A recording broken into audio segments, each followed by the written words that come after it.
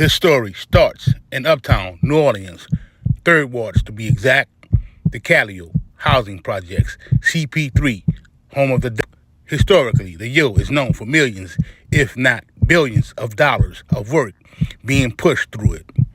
The Calio has given birth to names such as L. Broadnack, Sam Scully, Glenn Metz, Gerald Knapp, Elwood, Turbo, Meatball, Pissy Bob, Slam, and Randall Slim. New Orleans, Louisiana, mid-'80s, early 90s. The block was hot, the cops were dirty. Christina Aguilera, that white girl, that Whitney, that hard, had just hit the scene.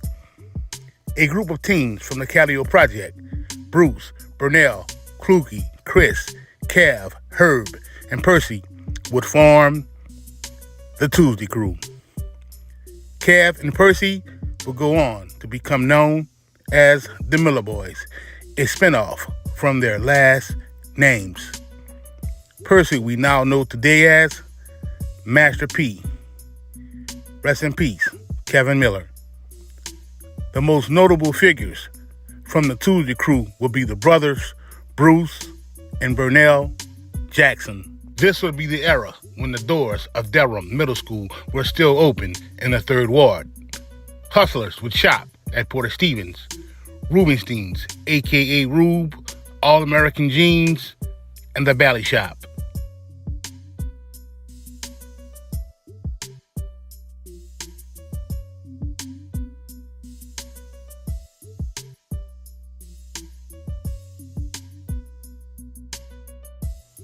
In the midst of it all, the war between the Metz gang and the Clay gang was in place. The notable names that rang names in the streets from the Tuesday Crew were Johnny, Chen, Bruce, and Burnell. Although there would be other members, these are the names that were ringing. The Tuesday Crew were known for being fly dressers and rocking flashy jewelry. The two main jewelers in the city all dope boys copped from in this era were New Orleans Gold Exchange on Canal Street and Irving the Jeweler on Broad and Ursuline. If you know, you know. Both were known for designing dope ropes, custom medallion earrings, and custom 4-finger rings. Were one of the first in the city to have matching Honda Elite. The Tuesday Crew will carve out their own section in the Yo. Charlize, a.k.a. Shardy, Calio Boo, baby mama, and her sister Rachel were known females from the cut where the Tuesday Crew were pumping.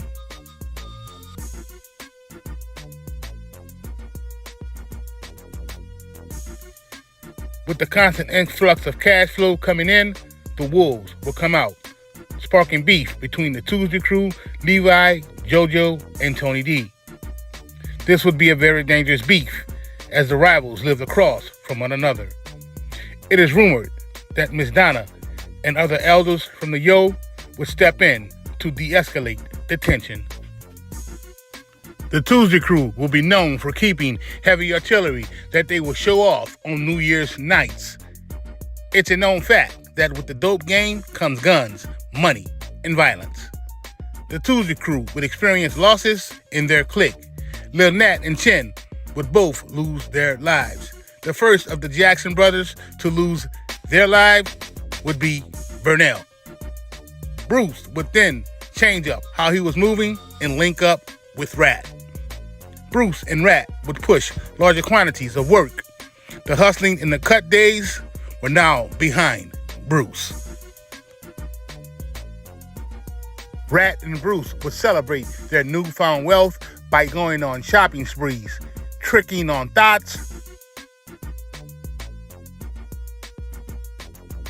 traveling, and hitting damn near every club in the city.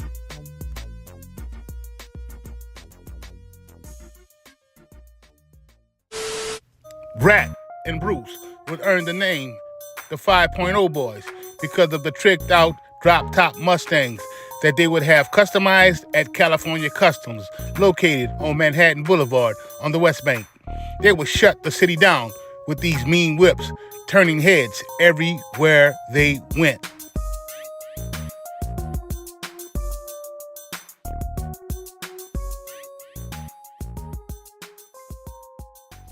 The flashy whips and excessive partying would bring attention from the Jack Boys and the feds. Johnny would seemingly fade to the background, as it was now the Bruce and Rat Show. Master P would do an interview where he would claim that the name Tuesday Crew was derived from a failed robbery attempt that took place on a Tuesday evening. From that day forward, they would become the Tuesday Crew. Bruce was on the verge of changing his life and making an exit out of the game. Before he could fulfill this transition, his life was sadly taken away from him.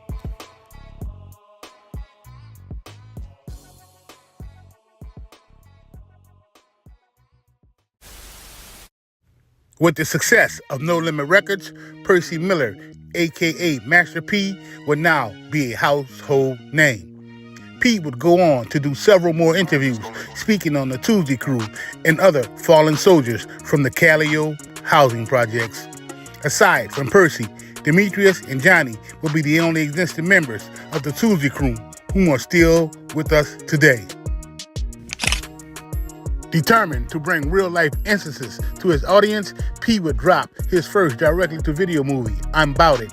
It is rumored that the characters in I'm 'Bout It were actually real-life people whom P had encountered coming up in the Yo.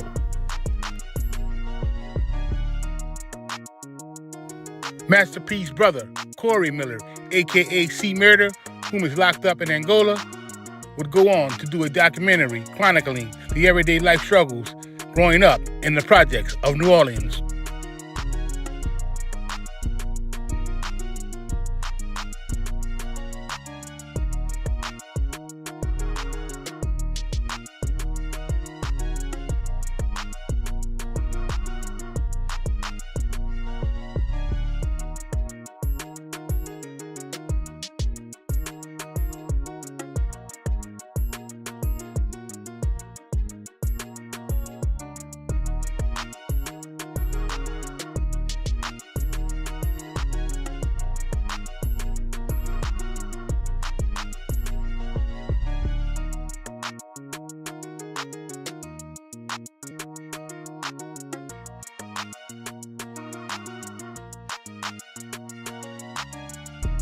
The name of this highly acclaimed doc would be Straight from the Projects. C would do walkthroughs of the Mac Melf Calio, interacting with the residents and even having one-on-ones with both the OG and young Steppas.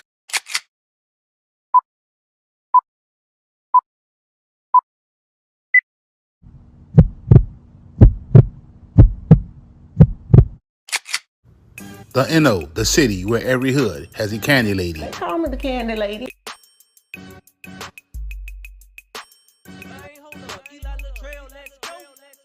25-cent icebergs, 99-cent two-piece from Churches, Cats and Best Off, aka K&B,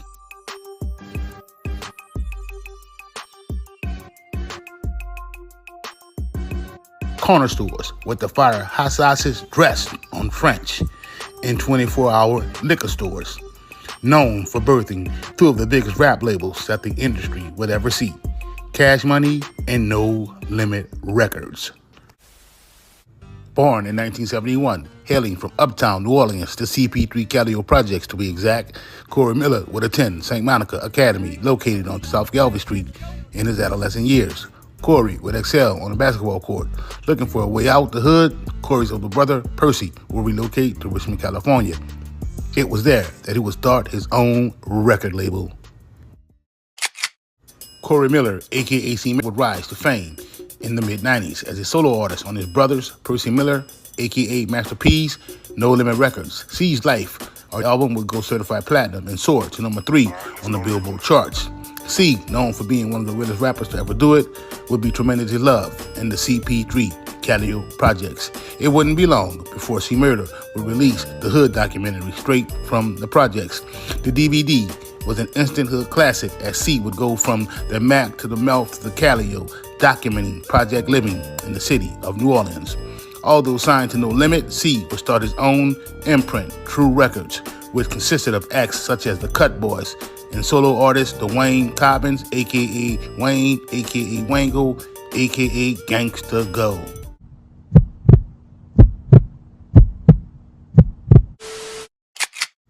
The streets of the NO were buzzing at the time. The Calio boys would seem to have the dope and rap game on lock, pumping that dog food, flying through the city and matching Dodge Intrepids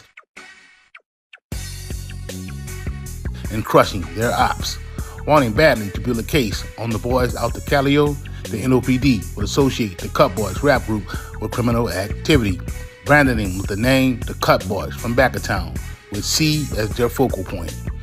In this unjust legal system of America, the big name, the big money, always gets the charge. C was known for rolling deep. When he moved around, there would never be any security present. The boys out the yo would be the security. It's a well-known fact that hitters are off the porch as early as the age of 12 in the city of New Orleans. There's no real way to differentiate a dude that's not in the street from a dude who is in the streets. The boys out the yo were TTG, trained to go, and will protect C at all costs. January 12th, 2012, C and his entourage will go to the Platinum Club, located in Harvard, Louisiana. Stephen Thomas, 16 at the time, wasn't old enough to be in the Platinum Club. It is alleged that Stephen used someone else's ID to gain entry into the club. At around 1 a.m., it is alleged that Stephen will force his way through C's entourage. A huge scuffle would ensue. According to witness, a flash would be seen going off in the dark nightclub. 2 witnesses out of 300 people in the entire club that night will say that they saw C pointing at Stephen before the flash went off. However, none of these witnesses could recall seeing C with a gun, seeing C fire a gun, or how many shots were actually fired that night. Make it make sense. January 18th, C will be arrested on disturbing the peace and criminal trespassing charges in front of the House of Blues. Orleans Parish would turn C over to Jefferson Parish, where he would be indicted on second-degree murder charges for the death of Stephen Thomas. C will be convicted of the crime. Family members of C are shocked after a day of drama in the courtroom. He's innocent. He's been innocent. They have a person that came forward and say he did this. Why is they doing this to my family? It included 2 guilty verdicts on the same day. WDSU News Channel 6 reporter Travers Mackle was in the courtroom covering the trial. He's on your side with tonight's big local story. I lost the brother also. And now you're going to make me lose my other brother, an innocent black man. Come on. Where all the witnesses there at the club? Hysterics outside the Jefferson Parish Courthouse after rapper C was found guilty of second-degree murder. God gonna see it. We are the last victory. Justice gonna be done. That outburst ended a wild day of jury deliberations. Before lunchtime, jurors complained to Judge Hans Liljeburg that a juror was sleeping during deliberations as well as reading the Bible. The juror asked to be excused, and the judge refused and sent the jurors back to keep deliberating. Why? Because I think Judge Liljeburg had a very clean trial. Shortly after that situation, jurors reached a verdict, but Judge Liljeburg did not validate the verdict because he felt one juror may have changed their mind just to speed up the process. Judge Liljeburg sent the jury back, kind of calmed them down. Less than 3 hours later, another guilty verdict reached. This time, the judge says it stands. You think this will be overturned on appeal? Oh, absolutely. It'll be overturned on appeal without a doubt. Their verdict today finally brings this case to an end. Jurors found that C. Murphy, whose real name is Corey Miller, shot 16-year-old Steve Thomas at a West Bank nightclub 7 years ago. Has this been a long time coming? Yes, 7 years. On your side, Travers Mackle, WDSU, News Channel 6. On April 26, almost 6 months after his conviction, C was awarded a new trial. C would drop the realest I've ever said CD from behind bars with the smash hit, Y'all Heard of Me. This didn't sit well with prosecutors who would claim that C was rubbing the crime in their faces and would try to prevent C from profiting off the album. In March of 2006, C will be released on $500,000 bail. For first trial was a joke, witnesses giving contradictory statements, criminal past of witnesses were hid, and it is alleged that some even had their criminal backgrounds expunged in exchange for their testimonies. C would be put on house arrest with a mandated ankle monitor. It wouldn't be long before Jefferson Parish would attempt to lock C up for house arrest violations. The judge would shut them down. The Supreme Court would rule that C be put back on strict house arrest. In 2009, the retrial will begin. The most shocking testimony will come from Dwayne Cobbins, a.k.a. Wango, a close friend of C. On August 11, 2009, Corey Miller, a.k.a. C. Murder, was sentenced to life in prison. WDSU's Christina Watkins talked to the rapper. She's live in the newsroom with more on your conversation with him. Christina. Guys, Seymour and I talked for about 15 minutes, and I asked him how he's made it through all these years. He told me his daughters keep him going. He also said he's grateful to all the fans who support him, and now he says he's grateful to that witness who came forward. This is a call from A, Louisiana Department of Corrections. I'm not gonna lie, these last 16 years have been a struggle. Corey Miller, known to many of you as C, has spent more than a decade in prison, and up until a few days ago, he wasn't sure if he'd ever get out. I've been snatched away from my family, from raising my kids, and from my career, from everything. And I just want it back. A key witness came forward recanting his statement. In an affidavit, Kenneth Jordan said Jefferson Parish deputies pressured him to lie by holding an unrelated charge over his head. Jordan said he knew Miller did not shoot and kill a teenager 16 years ago, but he said detectives told him to say otherwise. Now, all these years later, Jordan says he wants to right his wrong, and Miller forgives him. I want him to know I'm not upset with him, and I'm proud of him. And me and my family, my daughters, especially, we thank them. For real, I mean, it's a life-changing moment. He says for the first time in a while, he has hope that he may not die in prison.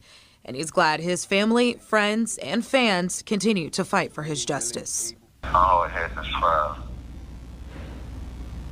since I've been locked up for 16 years. And I just want them to know that my heart is smiling.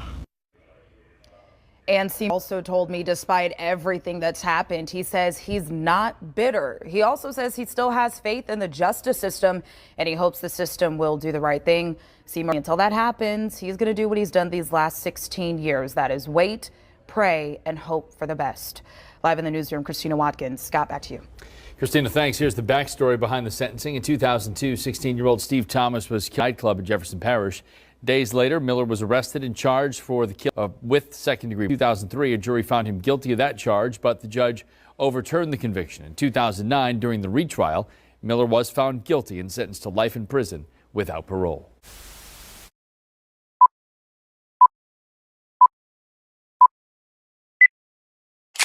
Built in 1941, the Calio project is comprised of back of town, front of town, old side, new side.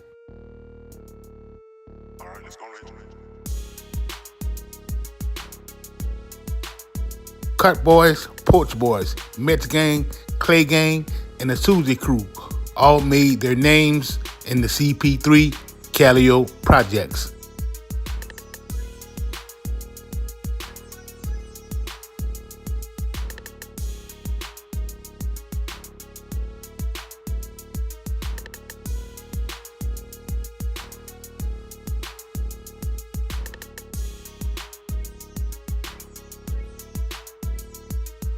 Dwayne Cobbins, a.k.a. Wango, will be one of the notoriously known steppers out the yo.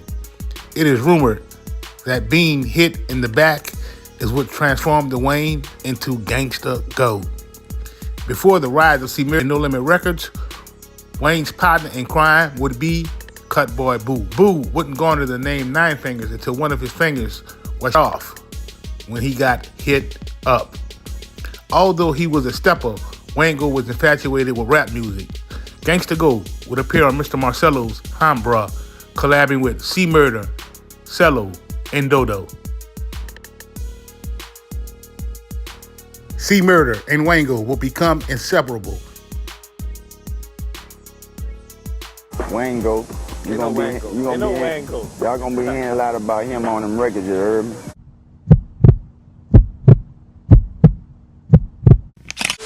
Rapper C will spend the rest of his life in jail. But will today's controversial verdict be overturned by an appeals court? WDSU News reporter Travis Mackle is live at 10 to tell us why some say yes. Well, Chris, Seymour family and friends say they believe this conviction will be tossed out after they appeal, but one legal analyst says not so fast. A jury found Seymour, whose real name is Corey Miller, guilty of second-degree murder for 16-year-old Steve Thomas at a West Bank nightclub in 2002.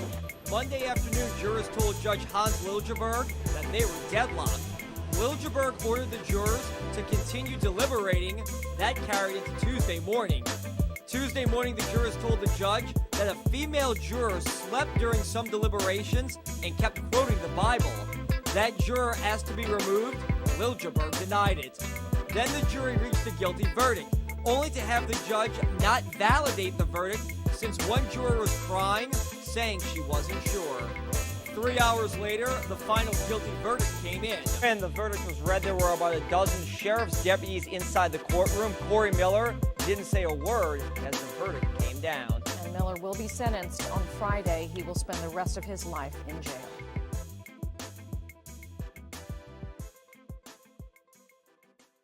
January 2002, Corey Miller and his entourage would get into a scuffle at a nightclub, would be fired, wounding and taking the life of then 16-year-old Stephen Thomas. In 2002, 16-year-old Steve Thomas was at a club in Jefferson Parish. Days later, Miller was arrested and charged for with second-degree. In 2003, a jury found him guilty of that charge, but the judge overturned the conviction. In 2009, during the retrial, Miller was found guilty and sentenced to life in prison without parole. C. Murder would be falsely accused of the crime. Wango would confess to witness tampering and seeing Corey Miller with the weapon. The statements of his right-hand man, Wango, would be used to falsely convict him of the crime. Wango, who could no longer show his face in the Calio projects, would move downtown. He would later be found beaten and battered. A key witness came forward recanting his statement. In an affidavit, Kenneth Jordan said Jefferson Parish deputies pressured him to lie by holding an unrelated charge over his head. Jordan said he knew Miller did not shoot a teenager 16 years ago, but he said detectives told him to say otherwise. Now, all these years later, Jordan says he wants to right his wrong, and Miller forgives him.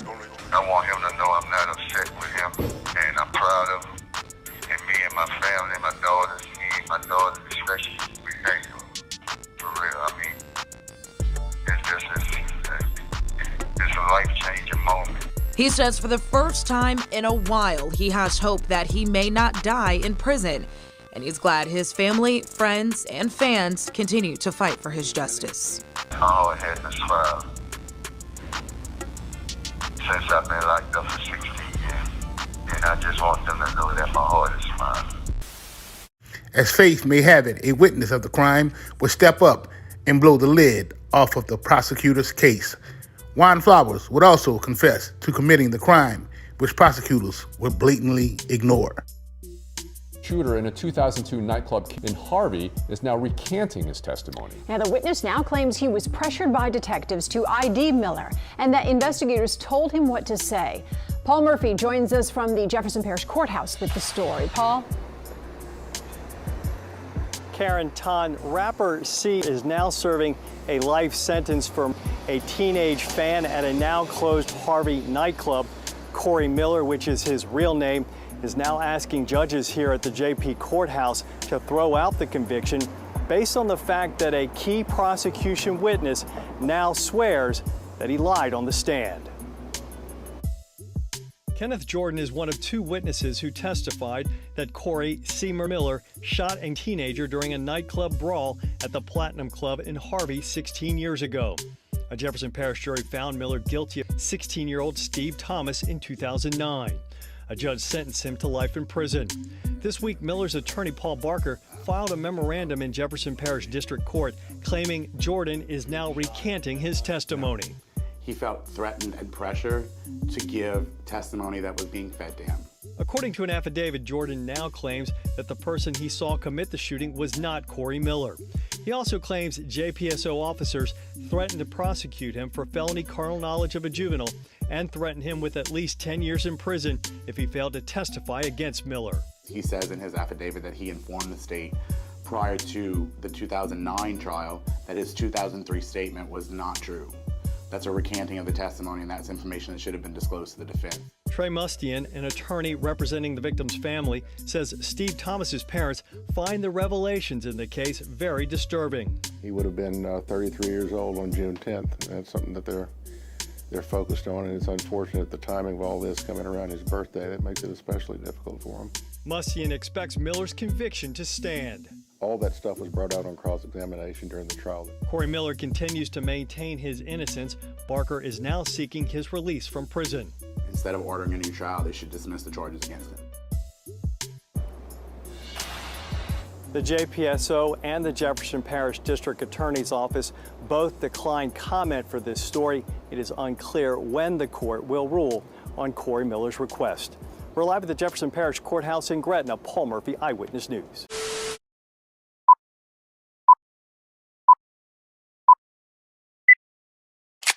Construction of the B.W. Cooper housing project will begin in 1939 and be completed in 1941. Located in Central City, the Calio will be comprised of 1,546 units on 56 acres of land, which is 24 city blocks. The original boundaries of the Calio were South Dorjois, Erato, Calio, which now goes by Earhart Boulevard. The boundaries of the Calio would also encompass South Pier. In 1941, rent would range from $8.25 a month for a one-bedroom apartment to $22 a month for a three-bedroom apartment. The projects would be sturdy, made of bricks with iron grills and manicured lawns. Like all apartment complexes during the Calio's early days, it was considered a means of working-class families to live comfortably while saving up cash to cop a new home. The Calio would have 690 apartments in its original development. In 1949, a gymnasium will be added at Broad and Calio Streets. In 1954, a 12-block expansion added 860 new units, creating the old side, new side. The expansion would stretch the western boundaries of the Calio back 2 blocks from Erato Street to Melfomine Avenue, which now is known as Martin Luther King Jr. Boulevard. St. Monica's Catholic Church and School were considered anchors of the neighborhood, as well as local public schools like Booker T. Washington High School. Since the early 80s, rivals have operated in and around the Calio. These rivalries would escalate in the late 80s, peaking into the early 90s. Percy Robert Miller Sr., born April 29, 1970, known by his stage name Master P, is a highly acclaimed rapper, record producer, record executive, actor, and entrepreneur. P is also the founder of No Limit Records, which he would later relaunch through Universal Records, Koch Records, and again, Gutter Music Entertainment, and currently goes by No Limit Forever Records. P and his brothers all hail from the B.W. Cooper Calio projects. Lloyd Polite Jr., Henry Butler, Harry Sylvester, and Willie T. all would hail from the B.W. Cooper Calio projects.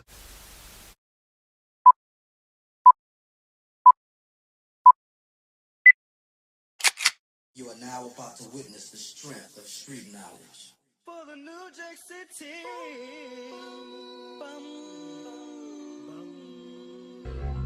This story starts in 1987. Sam Clay, aka Sam Scully, has been deleted in the mean streets of the Calio project. The predecessor to his reign would be Glenn Metz. It is rumored that Glenn's organization dominated several housing projects in the city of New Orleans, maintaining its grip by crushing anyone who stood in their way. It's the early 90s. The NOPD had cracked down on hustlers and steppers from every hood, making arrests of over 150 individuals. The DEA, along with the NOPD, would peg Glenn Metz as the main organizer and manager of a group of individuals known as the Metz organization that moved over 1,000 chickens throughout the New Orleans metropolitan area. Glenn Metz would be labeled by the NOPD as a known enforcer and kingpin from the mid-'80s to the early '90s. This stronghold will be held by the Metz organization during a time when New Orleans was the get it how you live capital of the world. Glenn, who would grow up poor and become a product of his environment, would already be known around the St. Thomas and Calio projects for his street activity, supplying birds and allegedly having involvement in over 20 deletions. Gerald Elwood, aka Nap, was known for driving through the city in his custom armor-plated pickup truck. Rumors were circulating about the truck getting hit up and metal bouncing off. This would turn out not to be true, as Nap himself would confirm. As Glenn would get bigger, he would be known as one of the first major dudes with a crew to come out of the N.O. Glenn's wife, Danielle, came up in a middle-class two-parent household a few miles away from the St. Thomas projects, with parents that encouraged her to become a nurse. The realities of life in New Orleans would sink in, and Danielle would become a teenage single parent, losing her child's father at an early age and having to drop out of school.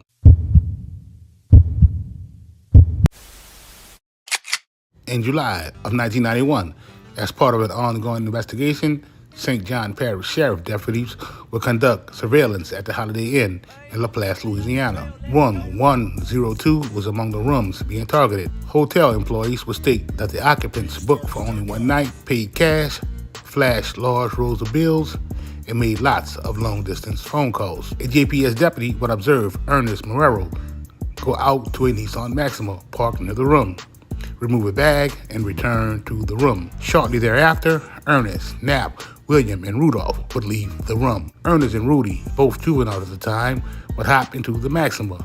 Rudy, who would be driving, placed the bag in the back seat. Knapp and Will would hop into the armored pickup truck. Rudy would pull out with Knapp following. Both whips would allegedly run a stop sign and a red light. Deputies would pull Rudy over. It is alleged that deputies would legally search the whip and find the work. Deputies who would then search the truck would find a Glock. Further search would reveal a .38 caliber Smith & Wesson on the floor beneath the passenger seat. It is alleged that the deputies would also find a paper bag containing plastic bags with residue on them, which had fallen out on the passenger side of the truck. All four would be arrested. A search of the hotel room would recover a triple beam, more plastic bags, and over 5,000 racks. Ernest, Knapp, and Will would ultimately be charged in a 3-count indictment. 1 count charged Elwood and Will with conspiracy to possess with intent to distribute. Count 2 charged Knapp, Will, and Ernest with possession with intent to distribute. Count 3 charged all three with using and carrying firearms during and in relation to a trafficking offense. They would be all tried and convicted by jury on all charges. Knapp is currently serving 3 concurrent life sentences plus 30 for his role in the Metz organization. In 1993, Danielle Metz, aka Boo, who was the first-time nonviolent offender, was found guilty under a super kingpin statute as part of her husband's New Orleans organization and sentenced to triple life plus 20 years. Boo will be 26 years at the time and had 2 small children, Carl 7 and Glenisha 3. Danielle was sent to prison in Dublin, California. In 2016, at the age of 49, after serving 23 years, Danielle's triple life plus 23-year sentence was commuted by President Obama as a part of his clemency initiative to address unfair sentencing practices during the 80s, 90s, and 2000s. Genre author, aka Meatball, 28 at the time, would be arrested as he came to work on a Tuesday night. Meatball would make his first court appearance that Wednesday as authorities initiated extradition proceedings to return him to Louisiana to face his charges. Meatball, who was being accused of being an enforcer for the Glenn Metz organization, which would be described by the DEA as the largest organization in New Orleans history. 10 people would be announced as co-conspirators in the original indictments. Genre author, aka Meatball, is now serving life for his role in the Metz organization.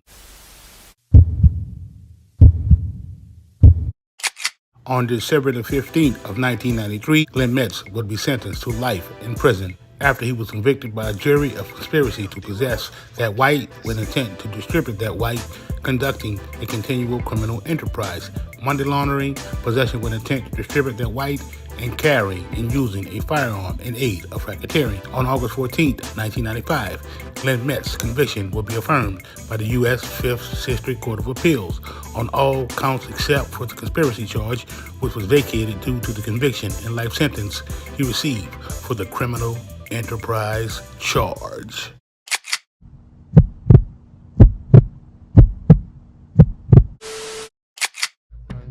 Set them on fire. Shotgun Jewel, meet them on the mountain. Shotgun Jewel, meet them on the mountain. Shotgun Jewel, drink from no fountain. Shotgun Jewel, Papa. Shotgun Jewel, fire, got it ready.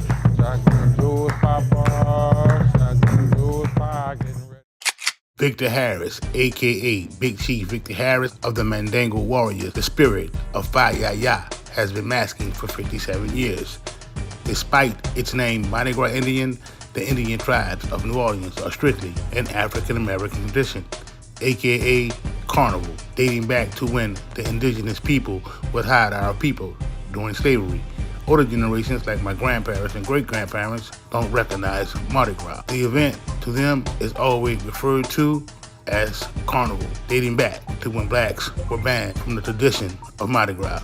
The tribes of New Orleans are in fact the oldest cultural organizations surviving from the original African tribes which were brought on into New Orleans. The tribes are particularly noted for preserving African dress art and musical heritage in the New World. The sewing and beadwork incorporated into Indian suits are all done by hand. Thriving in the trenches of New Orleans, Indian tribes pursue cultural traditions rooted in what is an historical past. Indian tribes are known for their fabulous costumes and hairdressing. It was the African drumming traditions of Indian tribes that combined with the brass marching bands traditions in New Orleans, which led to the development of brass bands. In 1970, several Indian tribes performed at the first annual New Orleans Jazz and Heritage Festival, then held in Congo Square, what we now know today as Louis Armstrong Park. This will spark interest for Indian tribes to perform at major folk and musical festivals and musical clubs all over the United States. This story takes place on the crushing fields, the CP3 CALLIOPE projects. Gerald Elwood, aka Nap, will be given the nickname Nap by his family. Born in New Orleans, Louisiana, Nap will be raised by his mom in the CALLIOPE project. Like the old saying goes, it takes a village to raise a child. Nap and his older sister will grow up with many family members around them. The Calio, which is comprised of the old side, new side, front of town, back of town, would mold and shape Nap as he was coming up. Known for being home of that dog food, people will flock in from all parts of the city to cop out the yo. That 11.5 will be different than any other vice. With Nap's customer base being the users of dog food, Nap would have to be just as aggressive, if not more aggressive, than they were. At the time, the length of time given to 11.5 pushers would be the same as if you had crushed someone. It is this that would shape the attitudes of the pushers.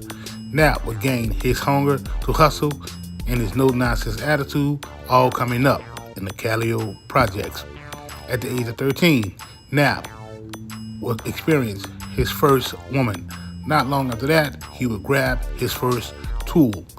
Being able to differentiate his emotions from intelligence will be another skill that Nap would learn coming up in the CP3. Courage, self-respect, and respect for others will be huge coming up in the yo. In Nap's teenage year, L. Broadneck will be the man in the yo. During the time, T's and B's, a synthetic form of dog food, will be the thing. It wouldn't be long before Sam Lee Clay, aka Sam Scully, will be released from Angola. Turbo will put Nap in the game with Scully. Being from the Jackson Avenue area across the street from the Calio, Scully will earn his hood pass from Turbo. Turbo and Scully will be tighter than pliers. Turbo, whom was highly respected throughout the city, will be born and raised in the yo. Being wise behind his years, Turbo will put together what was known as the A-Team. Scully would have a plug. That plug would be L. Broadneck. With L as his plug, Scully will rise to dominance from the late 70s to the early 80s. In 1983, L will be found deleted in his 8-ward home. The deletion of L would create distinction between Turbo, Scully, and the A-Team. The A-Team, who would suspect that Scully was behind L being crushed, no longer wanted to rock with Scully. Turbo, who was friends with Scully, would initially stick around. Ultimately, the A-Team would make an agreement to steal cop from Scully, but do their own thing. Scully, who wasn't happy about this, would agree, but would then start to step on the product. Fed up with the games, Turbo and the A-Team would ban Scully from the Yo. No longer having a team, Scully would be hit up in 1984, but would not be deleted. In 1986, Scully would be hit up again and still not be deleted. Sam Clay, aka Sam Scully, will ultimately end up being crushed in 1987. Let's fast forward to 1989. Knapp himself would be hit up. Knapp would survive being hit up and ultimately heal from his injuries. The year is 1991. As part of an ongoing investigation, St. John's Parish Sheriff's deputies will conduct a surveillance of a Holiday Inn in La Place, Louisiana, that was being utilized by Knapp, Will, Rudy, and Ernest. The men will be pulled over and caught with the work. A search of the hotel room will produce more incriminating evidence.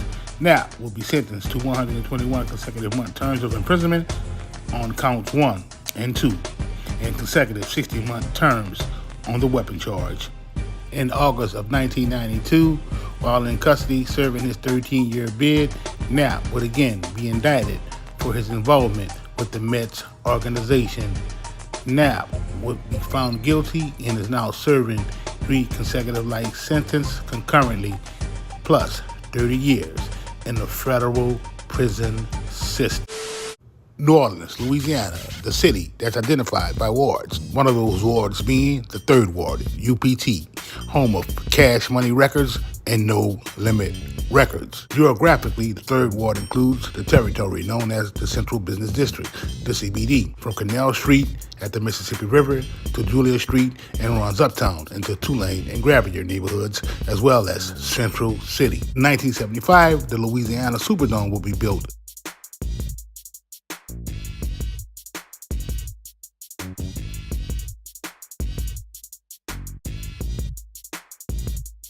Later to be renamed the Mercedes Superdome in 2011 after an $85 million renovation.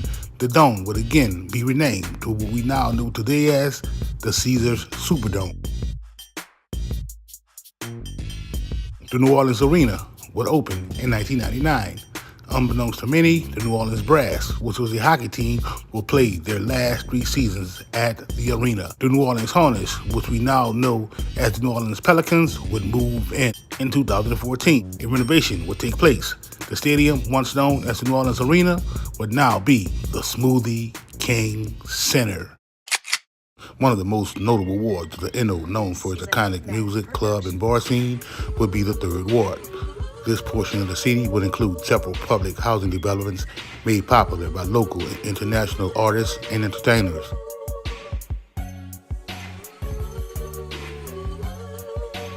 The world will learn about the Calio and Magnolia projects from No Limit and Cash Money Records. The Dewdrop Inn and Nightclub, located at 2836 LaSalle Street in Central City, would open 2 years before the completion of the Magnolia projects in 1939.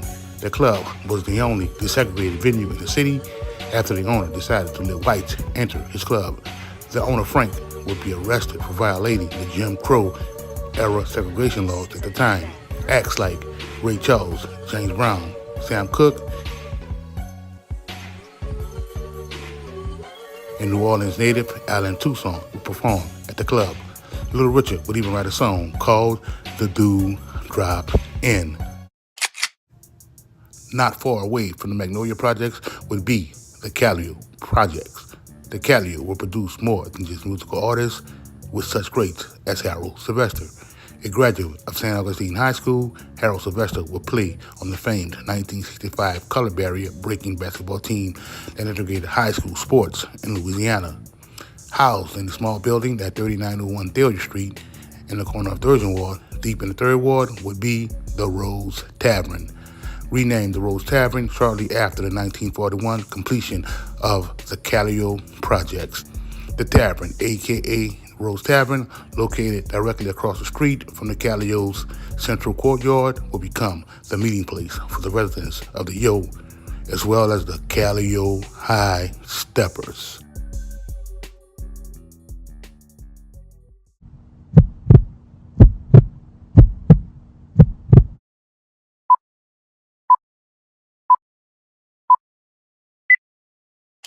This story begins in Uptown, New Orleans, the Calio projects to be exact. An alleged turf battle between rivals is in place. Decisions have been made, sides have been taken. Let's rewind. Gennaro Arthur, just like any other kid growing up in poverty-stricken environments, would long for the finer things in life. Gennaro, who would be small in stature, had decided that sports wasn't his thing. Charlie Smith, a former resident of the Calio turned ATF agent, would claim that it was he, as a classmate of Gennaro, who would give him the name Meatball. Gennaro showing up to school with a bad haircut one day, Charlie would allegedly rib Gennaro, earning him the name Meatball.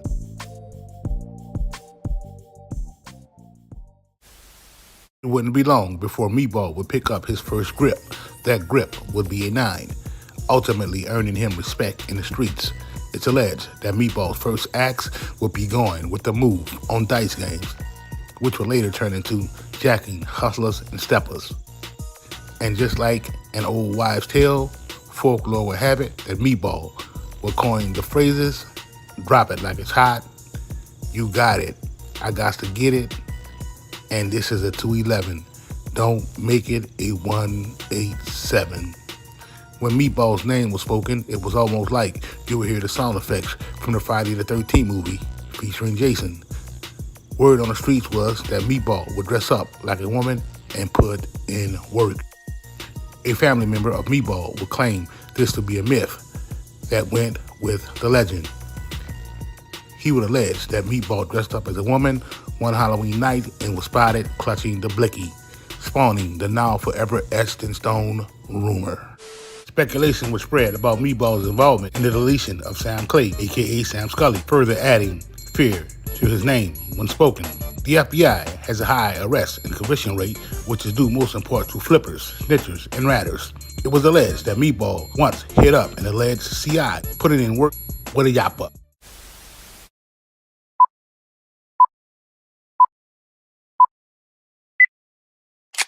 Meatball, who wasn't a big-time dealer, would be more of a hitter and jack artist to support his vice. That vice would be that white. It's rumored that Meatball had 70 crushings under his belt and would be the main hitter for the Metz organization. There are even stories about Meatball's involvement in the Earhart Expressway ambush.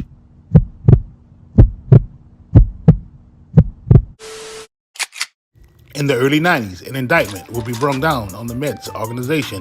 10 people will be named as co-conspirators, Meatball being one of them.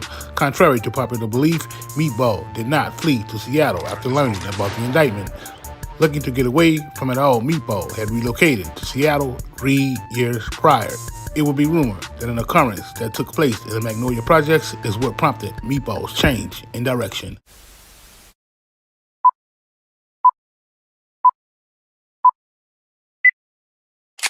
On Tuesday, October 27th of 1992, Meatball will be taken into custody by federal marshals. Chief Deputy U.S. Marshal Robert Chrisman would confirm that Meatball, 28 at the time, was arrested without incident at the Seattle restaurant while he worked by 2 deputies posing as kitchen equipment repair workers. Meatball will appear before a federal magistrate the next day. He will be ordered to be held pending a detention hearing. Meatball will be extradited back to Louisiana to face his charges. Gennaro Arthur, aka Meatball, would be charged in a 52-count indictment under the Racketeer Influence and Corrupt Organizations Act, RICO. The indictment would include allegations of 6 deletions, attempted crushings, distribution, assault, illegal weapons, and money laundering. In addition, Meatball was wanted on 2 separate warrants in New Orleans.